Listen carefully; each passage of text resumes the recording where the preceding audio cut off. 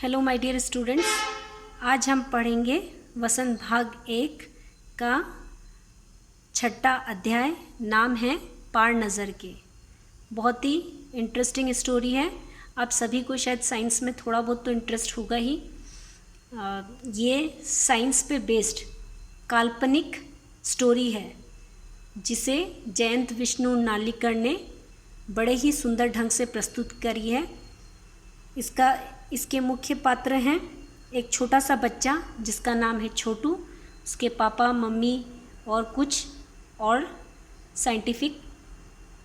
Scientist हैं या जो एक्सपर्ट्स हैं, उन लोग की टीम है एक, उनसे रिलेटेड ये स्टोरी है। ठीक है। और ये स्टोरी एक मंगल ग्रह के ज़मीन के अंदर चल रही है। इसमें क्या है, सबसे पहले इसमें दिखाया है कि छोटू एक सुरंगनुमा रास्ता है। सुरंग मतलब जैसे जो पतली गली सा होता है, ज़मीन के अंदर से जो रास्ता होता है उसको सुरंग बोलते हैं। ज़मीन के अंदर से जो रास्ता निकलता है उसको सुरंग बोलते हैं। तो उस सुरंग वाले रास्ते में छोटू, वहाँ पे कोई भी आदमी, हर कोई नहीं जा सकता है, वहाँ पे कुछ लोग ही जा सकते हैं। ऐसी जगह पर वो छोटू जाने की कोशिश करता है और उसके लिए उसको सिक्योरिटी पास की ज़रूरत होती है और वो सिक्योरिटी पास उसके पापा के पास है। तो वो चुरा के वहाँ पे उसमें सुरंग में प्रवेश कर देता है। पर सुरंग में कुछ विशेष प्रकार के यंत्र लगे होते हैं जिसको बोलते हैं निरीक्षक यंत्र, मतलब जो उसका निरीक्षण करते रहते हैं कि वहाँ पे कौन आ रहा है जा रहा है।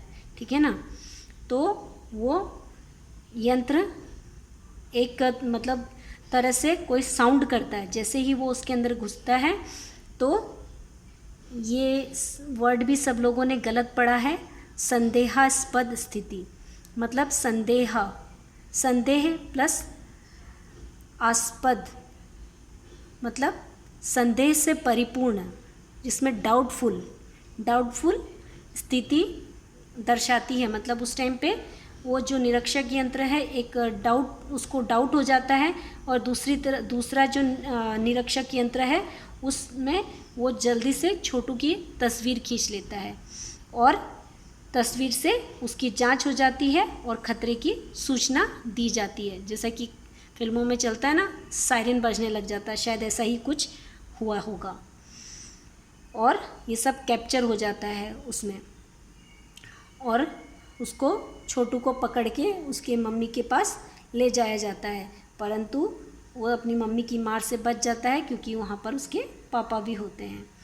फिर उसके पापा उसको समझाते हैं कि उस सुरंगनुमा रास्ते में बिना किसी खास किस्म के स्पेस सूट के बगैर नहीं जाया जा सकता है, क्योंकि वो स्पेस सूट से हमें ऑक्सीजन मिलती है जिससे हम सांस ले सकते हैं और उस स्पेस सूट की वजह से हम लोग को ठंड भी नहीं लगती है हमको। और एक खास किस्म के जूते भी पहनने पड़ते हैं जिसकी वजह से हम ज़मीन पर चल पाते हैं और साथ ही साथ हमें ट्रेनिंग भी लेनी होती है। उसके बाद उस स्पेस सूट के बारे में बताने के बाद में छोटू के पापा छोटू को बताते हैं कि वो लोग पहले मंगल ग्रह के ऊपर रहा करते थे। फिर ऐसा समय आया कि वहाँ पर कुछ तरह से उसमें प्राकृतिक संतुलन वहाँ का बिगड़ गया। प्राकृतिक संतुलन मतलब इन्वायरमेंट वहाँ का इस तरह का हो गया कि उसमें गड़बड़ाहट, मतलब उसका संतुलन बिगड़ गया।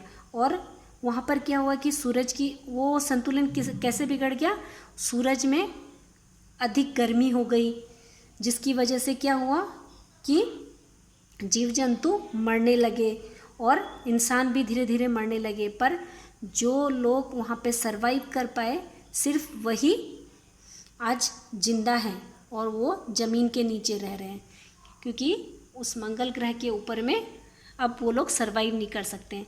उन लोगों ने कुछ खास किस्म के यंत्र, तकनीकी ज्ञान थे उनके पास, जिससे उन लोगों ने यंत्र बनाए, जिससे उन्होंने ज़रूरत की सूर्य की रोशनी और उसकी शक्ति का इस्तेमाल किया और अपना काम चला रहे हैं ज़मीन के अंदर रहकर। और ये सब काम करने के लिए उनको बड़ी सतर्कता के साथ ही काम करना होता है और ये सब काम कुछ चंद चुनिंदा लोग ही कर सकते हैं, जिनको ट्रेनिंग मिलती है, जिनको सिखाया जाता है और सब चीज़ का बड़ा ही ध्यान रखना पड़ता है। ये सारी जानकारी उसके पापा छोटू को देते हैं और अगले दिन छोटू के पापा काम पर चले जाते हैं। पर वहाँ पे कंट्रोल रूम में कुछ अलग ही तरह का एटमॉस्फेयर होता है। वहाँ का वातावरण बदला बदला सा था। बदला बदला सा मतलब अलग तरह का था। वहाँ पर जो एक कंप्यूटर लगा हुआ था, उस कंप्यूटर पे एक डॉट नज़र आ रहा था। वो डॉट आसमान का तारा नहीं था, क्योंकि वह अपनी जगह बदल रहा था। अडिग, अडिग मतलब जो अपनी जगह से नहीं हिलता है, पर वो अडिग नहीं था, मतलब ये अपनी जगह पर स्थिर नहीं था। वो थोड़े थोड़े टाइम में अपनी जगह बदल रहा था। फिर उसके लिए क्या हुआ, एक मीटिंग बुलाई गई और ये सब चीज़ें जो उसमें जो परिवर्तन आ रहा था कंप्यूटर स्क्रीन में, उसके पापा लगातार ध्यान दे रहे थे और वहाँ पे लोग आपस में बातें भी कर रहे थे। उसके बाद में लास्ट में क्या हुआ है, कॉलोनी के जो प्रबंध समिति मतलब मैनेजमेंट कमेटी की एक मीटिंग बुलाई गई और उसमें अध्यक्ष ने कहा कि हमें बहुत सारी जानकारियाँ मिली हैं, पर जो अभी की जानकारी के अनुसार ये जो डॉट जो दिखाई दे रहा है वो अंतरिक्ष यान है, मतलब स्पेस क्राफ्ट है, जो कि एक स्पेस क्राफ्ट तो क्या है, दो है, एक नहीं है, वो दो है अंतरिक्ष यान। एक अंतरिक्ष यान तो हमारे मतलब हमारी इस धरती के चक्कर लगा रहा है, दूसरा ये हमारी ये ज़मीन के पास आ रहा है। तो ऐसी हालत में हमें क्या करना चाहिए, उसके लिए एक सुनिश्चित योजना बनानी चाहिए। मतलब सुनिश्चित मतलब प्लानिंग के साथ एक योजना बनानी चाहिए। तो इस बारे में आप सबका क्या ख्याल है, वो नंबर 1 जो होता है उससे पूछता है। मतलब वहाँ पे कई लोग हैं, पहले वाले का नाम है नंबर 1, इसमें नाम नहीं दिया है इस चैप्टर में, इसमें लेखक ने उसको नंबर 1 के नाम से बुलाया और उसने अध्यक्ष ने उसके बारे में राय मांगी, इस स्थिति के बारे में। इस पर नंबर 1 जो होता है वो उसकी कॉलोनी की सुरक्षा की जिम्मेदारी उसके ऊपर होती है। तो उसने जितने भी पेपर्स वगैरह, इंक्वायरी वगैरह जो जमा करके रखी थी, उसको देखते हुए, संभालते हुए वो बोलता है कि ऐसे तो हमारे पास बहुत सारे यंत्र हैं जिससे कि हम उसके मतलब उस अंतरिक्ष यान को बेकार कर सकते हैं, पर उससे कोई फ़ायदा नहीं है। तो उससे अच्छा है, और उसे अगर वो खुद ब खुद ज़मीन पर आता है तो उसमें, और हम उसको बाद में क्या कर सकते हैं, तो उन्हें हम बेकार कर देने की क्षमता हम में अवश्य है। मेरी जानकारी के अनुसार इस अंतरिक्ष यान में किसी भी इसमें सब सिर्फ यंत्र ही है, किसी प्रकार के जीव नहीं है। फर्स्ट वाला बताता है कि हमें कैपेसिटी है, बट हमको उसको कुछ करना नहीं है, क्योंकि मुझे ऐसा लगता है कि उसमें सिर्फ यंत्र ही है, कोई प्रकार का जीव नहीं है, इसलिए अच्छा है कि कुछ भी ना करें। तो दूसरा क्या होता है, नंबर 2 जो होता है वो साइंटिस्ट होता है, वैज्ञानिक मतलब साइंटिस्ट। वो बोलता है कि मुझे भी नंबर 1 की बात सही लगती है, हाँ उससे अच्छा है कि हम सिर्फ, और मुझे लगता है कि बेकार भी नहीं करना चाहिए, क्योंकि बेकार अगर हम यंत्र को बेकार कर देते हैं तो दूसरे लोगों को हमारी उपस्थिति का उनको खबर लग जाएगी। तो उससे अच्छा है कि हम सिर्फ उनका अवलोकन करते रहें, उससे ज़्यादा कुछ ना करें, बस देखते रहें कि वो क्या कर रहे हैं।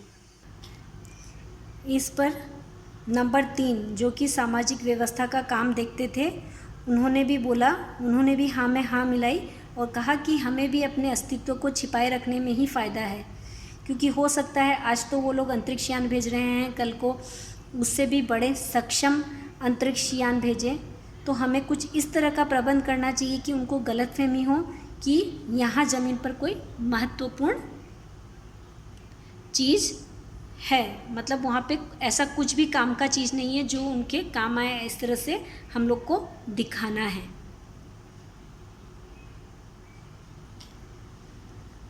अब ये सब डिस्कशन चल ही रहा था और उसके जवाब में अध्यक्ष कुछ बोलने ही जा रहे थे कि उतने में ही फ़ोन की घंटी बजी और अध्यक्ष ने चोंगा उठाया। चोंगा क्या होता है? फ़ोन का ऊपर वाला पार्ट, जैसा कि मैं दिखाती हूँ इस तरह का, ये फ़ोन को उठा के जिससे बात करते हैं ना, ये वाला, इसको चोंगा बोलते हैं। ठीक है, तो उठाकर बात किया तो पता चलता है कि जो वहाँ पे अंतरिक्षयान जो थे, स्पेस क्राफ्ट जो थे वो 2 थे। एक तो चक्कर लगा रहा था, एक उनकी ज़मीन की तरफ आ रहा था। तो इस कहानी में क्या बता रहे हैं कि क्रमांक मतलब सीरियल नंबर, सीरियल 1 जो है, सीरियल नंबर 1 स्पेस क्राफ्ट जो है वो ज़मीन पर उतर चुका है। कौन सी ज़मीन पर? मंगल ग्रह की ज़मीन पर उतर चुका है। अब वो लोग बोलते हैं कि हम लोग उसके ऊपर हमारी सारी नज़र है, उसके हर एक हरकत पर, उसके हर एक पार्ट पर हमारा नियंत्रण है। तो जब भी वो कोई अगला कदम उठाएगा उसके हिसाब से ही हम लोग कोई अपना कदम उठाएंगे, उससे पहले हम कोई नतीजे पर नहीं पहुंचेंगे। तो उसके लिए, और ये सब डिस्कशन छोटू के पापा बताते हैं, अपना मतलब ये बताते हैं, शेयर करते हैं। और उन्होंने छोटू को एक कंसोल दिखाया। ये चीज़ जो है पूरा कंसोल है, ये इसमें सारे बटन्स वगैरह हैं जिसके थ्रू वो इस स्क्रीन को कंट्रोल करते हैं, है ना। उसमें कई तरह के बटन होते हैं, ये सब चल ही रहा होता है, वो लोग देख रहे होते हैं। तो वहाँ पे देखते हैं कि उस जो स्पेस क्राफ्ट है उससे क्या एक लंबा सा इलेक्ट्रॉनिक हैंड, यांत्रिक हाथ, मतलब इलेक्ट्रॉनिक हैंड एक निकल रहा है, लंबा होते जा रहा है, जो धीरे धीरे लंबा होते जा रहा है। ऐसा लग रहा था कि वो मंगल ग्रह की ज़मीन से उसकी मिट्टी के सैंपल को लेना चाह रहा है। और सब लोग की नज़र कहाँ थी? उस स्पेस क्राफ्ट पे थी, पर एक की नज़र नहीं थी। किसकी? आपके जैसे ही छोटू की नज़र नहीं थी। और उसका ध्यान कहाँ पर था? कंसोल पैनल के एक लाल बटन था जिस पर उसकी नज़र बार बार जा रही थी। और उसने क्या किया? उस बटन को दबा दिया, उसको मतलब के पैनल को उसको खींच लिया।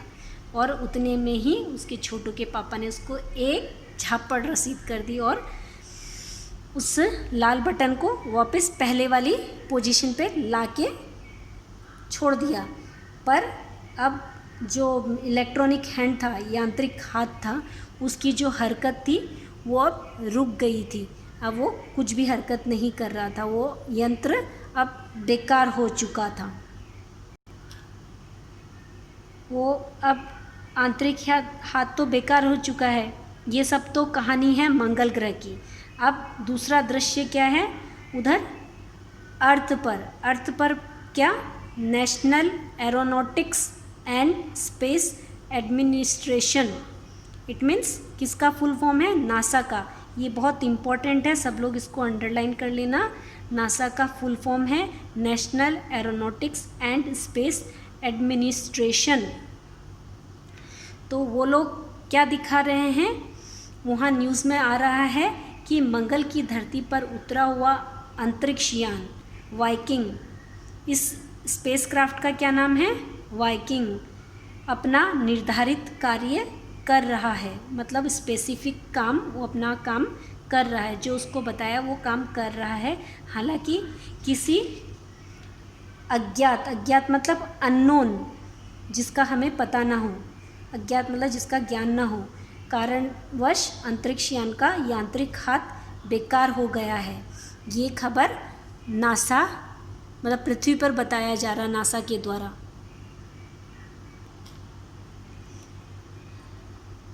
और साथ ही साथ बताते हैं कि नासा के तकनीशियन इस बारे में जांच कर रहे हैं तथा इस यांत्रिक हाथ को दुरुस्त मतलब ठीक करने की कोशिश में जुड़े हुए हैं। और उसके कुछ ही दिन बाद पृथ्वी के सभी प्रमुख अखबारों ने छापा।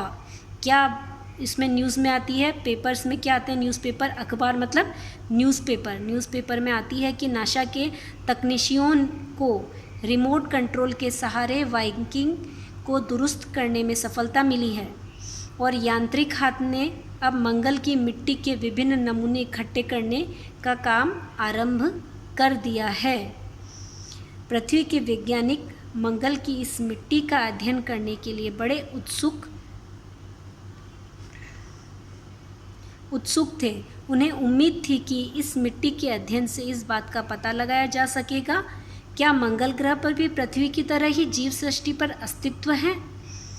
जीव सृष्टि का अस्तित्व है मतलब वहाँ पर क्या जीव जंतु सर्वाइव कर सकते हैं। ये प्रश्न आज भी एक रहस्य है, मतलब आज भी एक मिस्ट्री है कि वहाँ पर जीव रह सकते हैं या नहीं। बहुत ही सुंदर काल्पनिक कहानी है, क्योंकि ये सभी के मन में इस तरह के प्रश्न ज़रूर उठते हैं कि दूसरे ग्रहों में क्या जीव संभव है। और इसी के प्रयास के लिए जगह जगह से, हर कंट्री से सब लोग अपने अपने स्पेस क्राफ्ट भेजते हैं अलग अलग तरह के इन्वेंशन के लिए। तो वैसे ही उसी पर आधारित ये काल्पनिक कथा है, जिसे कि जयंत विष्णु नार्लिकर ने बड़े ही सुंदर ढंग से प्रस्तुत की है। आई थिंक सबको समझ में आया होगा। Thank you.